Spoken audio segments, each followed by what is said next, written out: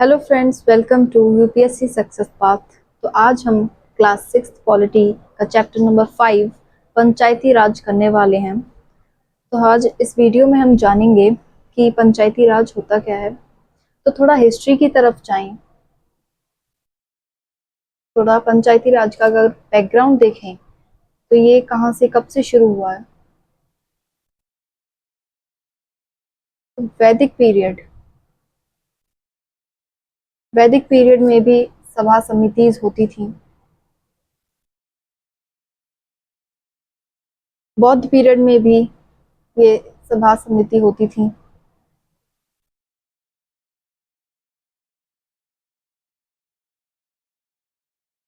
Modern period में भी Maurya period में भी समितिज होती थी।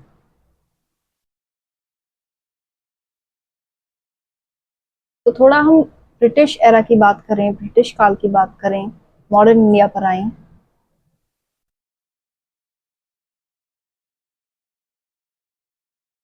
तो जो लॉर्ड रिपिन थे, लॉर्ड रिपिन, इनको father father of local governance कहा जाता है। Father of local governance 1882,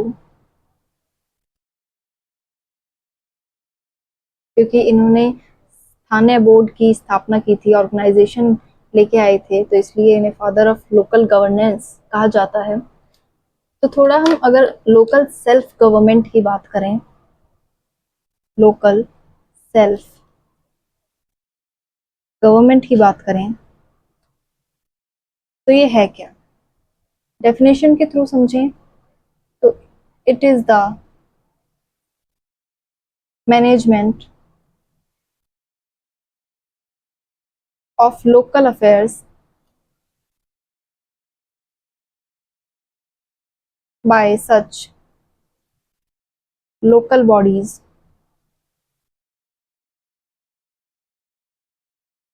who have been elected by the local people, by the local people। तो इसका मतलब क्या है, लोकल सेल्फ गवर्नमेंट का मतलब क्या है। तो ये एक मैनेजमेंट है।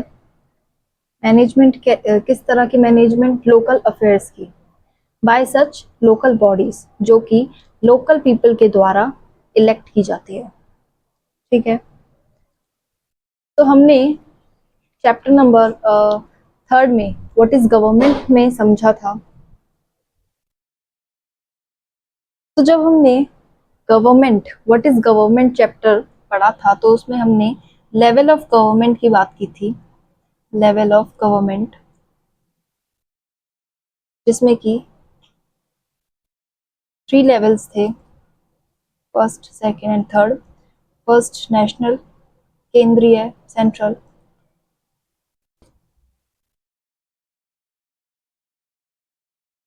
स्टेट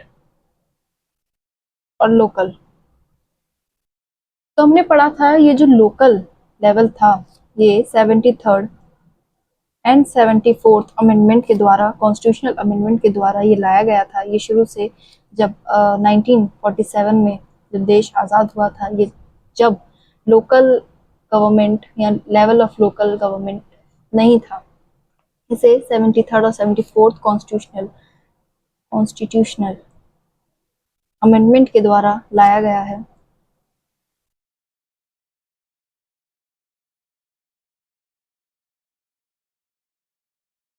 तो 73rd एंड 74th अमेंडमेंट, ये अगर हम पर्टिकुलरली इसकी बात करें तो 73rd में आता है रूरल एडमिनिस्ट्रेशन, रूरल एडमिनिस्ट्रेशन। और 74th में आता है अर्बन, अर्बन एडमिनिस्ट्रेशन।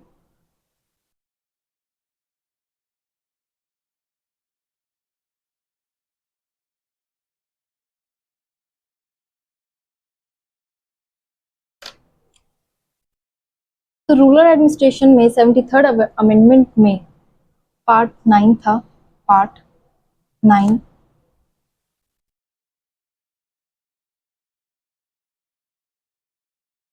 और इसमें अर्बन एडमिनिस्ट्रेशन की बात करें तो इसमें पार्ट 9A था, 9A। आर्टिकल्स की बात करें तो रूरल में था 2243 to 2430।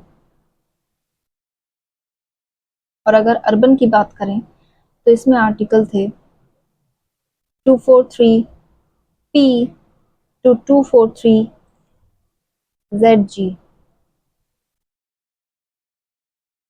रूरल एडमिनिस्ट्रेशन में शेड्यूल 11th में 29 सब्जेक्ट्स थे और अर्बन एडमिनिस्ट्रेशन में शेड्यूल 12 थे जिसमें 18 सब्जेक्ट्स थे।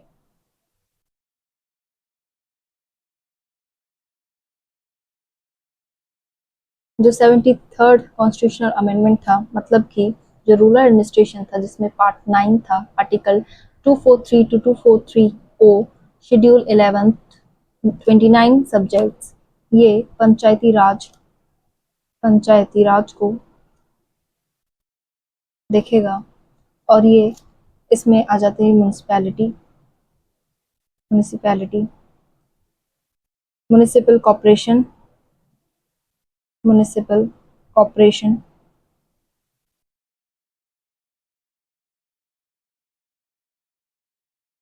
नोटिफाइड एरिया कमेटी,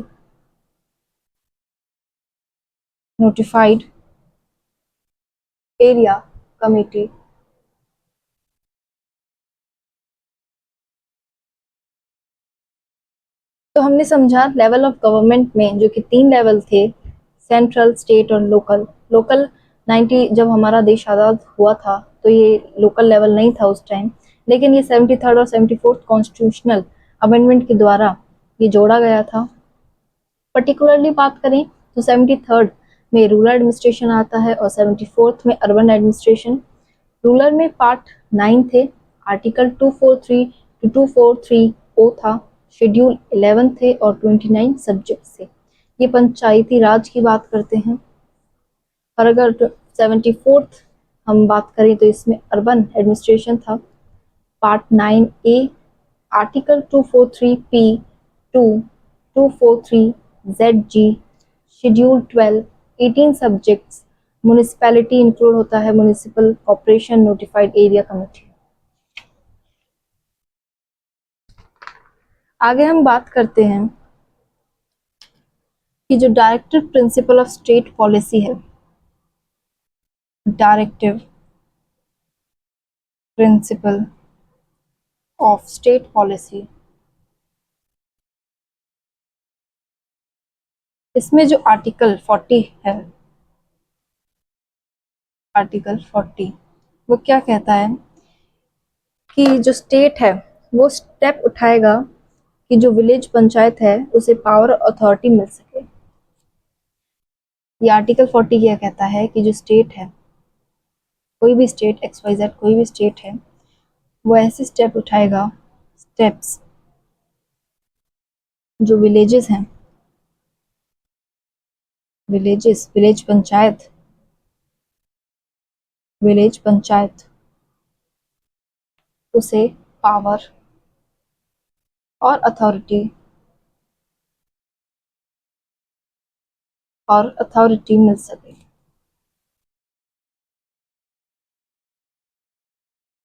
सके। तो directive principle of state policy का जो आर्टिकल 40 है वो ये कहता है कि जो स्टेट है वो ऐसे स्टेप्स उठाएगा कि जो विलेज पंचायत है उसे पावर और अथॉरिटी मिल सके। आगे हम बात करते हैं ग्राम सभा की।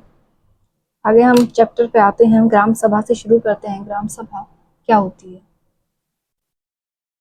ग्राम सभा क्या होती है? तो बेसिकली ये अडल्ट्स की मीटिंग होती है, ये उन सभी अडल्ट्स की मीटिंग होती है, अडल्ट्स मीटिंग, जिसमें 18 ईयर या उसके अबव, 18 ईयर से अबव जो भी लोग शामिल होते हैं, ये उनकी मीटिंग होती है।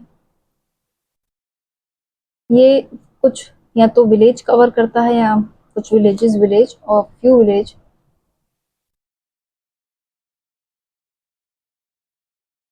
और यहाँ पे ये जो अडल्ट हैं, यहाँ जो ये अडल्ट की मीटिंग होती है, जो 18 ईयर और अबव होते हैं, इसमें इनको राइट टू वोट भी मिलना चाहिए, राइट टू वोट।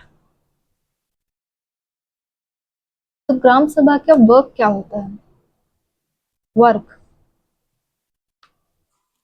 तो वर्क क्या होता है?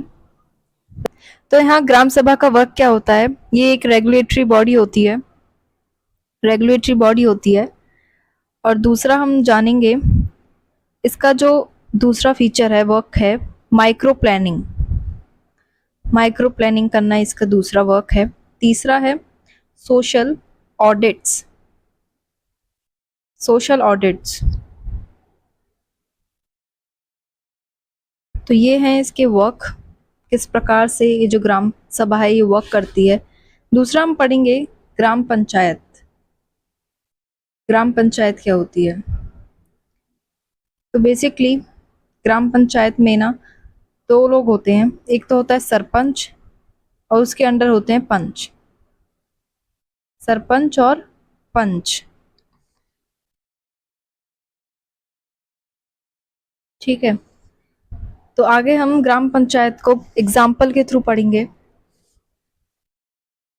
तो ग्राम पंचायत को एग्जाम्पल के थ्रू पढ़ेंगे। इसको ना हम 3 पार्ट्स में डिवाइड करते हैं, वार्ड्स में डिवाइड करते हैं। वार्ड ए, बी एंड सी। तो ये जो वार्ड ए है, ये जो वार्ड ए है, ये ना पंच के अंडर आता है।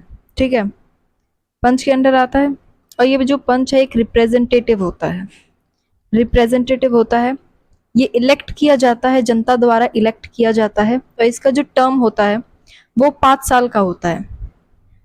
ध्यान रखने की बात यह है कि ये एक इलेक्टेड पर्सन होता है और इसका टाइम पीरियड 5 इयर्स तक होता है। आगे जो ग्राम पंचायत है, जो ग्राम पंचायत है वो ग्राम सभा को ना आंसरेबल होती है। मतलब जो भी इसका काम होता है वो ना ग्राम सभा को आंसरेबल होता है। ठीक है, ग्राम सभा को आंसरेबल होता है।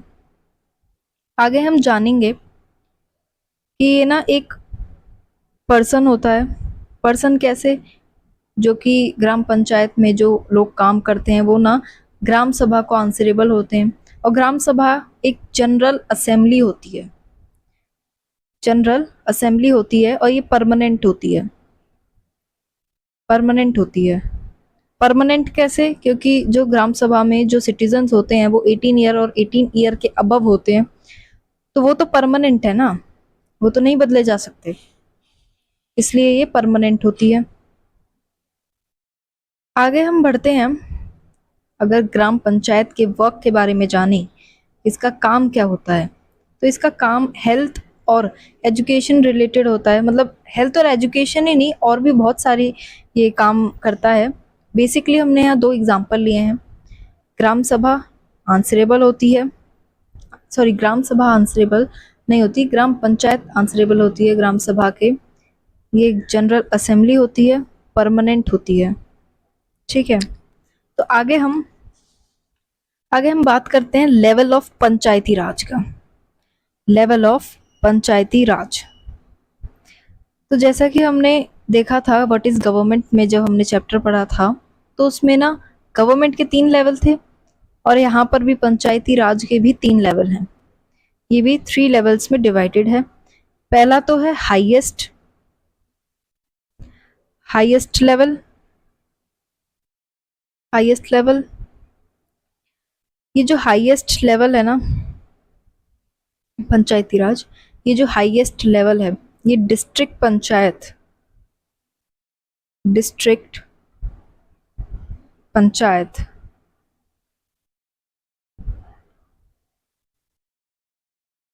डिस्ट्रिक्ट पंचायत कहते हैं इसे। मतलब कि हिंदी में अगर मैं बोलूं जिला परिषद, और इसे इंग्लिश में भी जिला परिषद ही बोलेंगे, जिला परिषद। ठीक है, आगे हम बात करें तो ब्लॉक लेवल होता है। सेकंड जो लेवल है इसका वो ब्लॉक लेवल है। तो ब्लॉक लेवल में आते हैं पंचायत समिति, इंग्लिश में भी इसे पंचायत समिति बोलते हैं, पंचायत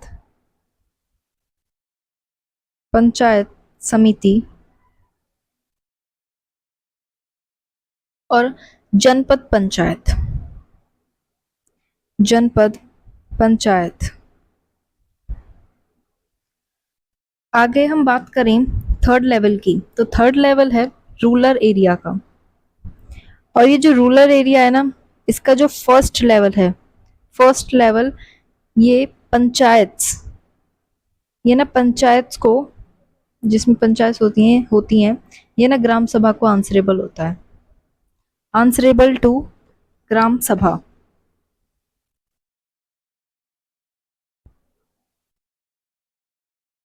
आंसरेबल टू ग्राम सभा। तो हमने यहाँ क्या पढ़ा कि जो हिस्ट्री है, बैकग्राउंड में देखें, वैदिक पीरियड में भी समितिज होती थी, और जो फादर ऑफ लोकल गवर्नेंस है वो लॉर्ड रिपन है 1882 से 1882 से। लोकल सेल्फ गवर्नमेंट की बात करें तो एक मैनेजमेंट है लोकल अफेयर्स का by such local bodies who have been elected by the local people। ठीक है, आगे हमने बात की लेवल ऑफ गवर्नमेंट की। 3 लेवल हैं, 73rd और 74th अमेंडमेंट की अलग अलग से बात की है, कॉन्स्टिट्यूशनल अमेंडमेंट की, जिसमें रूरल एडमिनिस्ट्रेशन और अर्बन एडमिनिस्ट्रेशन आते हैं। ठीक है, तो ये था हमारा आज का चैप्टर। Thank you.